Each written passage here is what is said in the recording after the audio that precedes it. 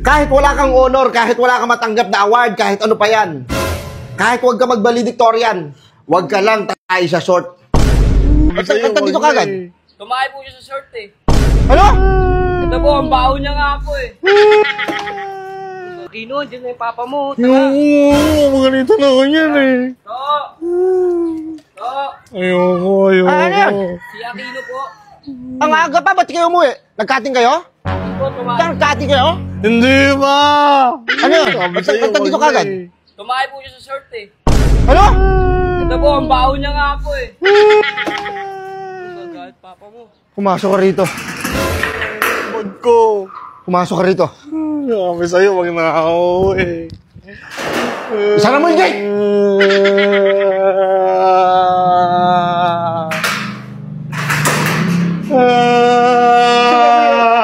Hoy! Sinabihan na kita. Isang malaking kahihiyan niya sa pamilya natin. Hindi ko mo... Di ba sinabihan na kita? Araw-araw pag pumapasok ka. Ano sinasabi ko sa'yo? Ha?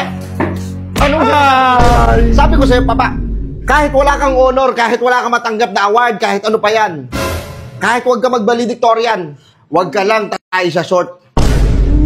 Kasi once na tumahay ka sa short, maaalala ka ng tao. Yung mga valedictorian, yung mga matatalino, makakalimutan yan. Kung sino mga pangalan ng mga yan, kung ano pa apelido ng mga yan. Pero yung tatay ka sa short, maaalala ka. Nakakahiya. Hindi ko matanggap. Oh, shit! Araw-araw ko ito sinasabihan, di ba? Sorry. Bakit mo binasabog yung feelings mo doon? Bakit na kita? Hindi yun ang pigilan nilabas eh. Di ba meron naman kayong CR doon? Hindi ako umabot. Hindi umabot? Bakit hindi mo papaabutin? Masungit kasi yung teacher namin eh. Nahihiya ako magsabi. Oh, shit! Nakakahiya ka. Nakakahiya ka. Ako, hindi ko ginawa yan. Never kong ginawa yan. Kasi iniisip ko yung apelido namin. Paano pag-aakit ako sa stage, hindi ka nasasama sa... Hindi na! Ayoko na sumama. Ano? Aquino. Akit ka dun. Ano? Ay, yun yung tumakay. Ano na ngayon? Ano na ngayon?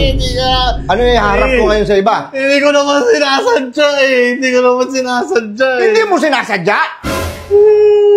Nararamdaman mo na yun Tumatayo na yung balahibo mo. Oo. Tapos dun kayo magbibinaho sa school.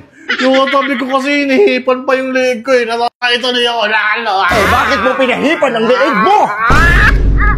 Bakit mo pinahipan? Sabi ko kasi wag niya itutok sa akin electric fan. Tapos ang kulit-kulit niya, hinihipan niya ako. Wala na! Hindi ako nagulang sa'yo ng paalala, anak. Pinapatawa. Sabi ko sa'yo,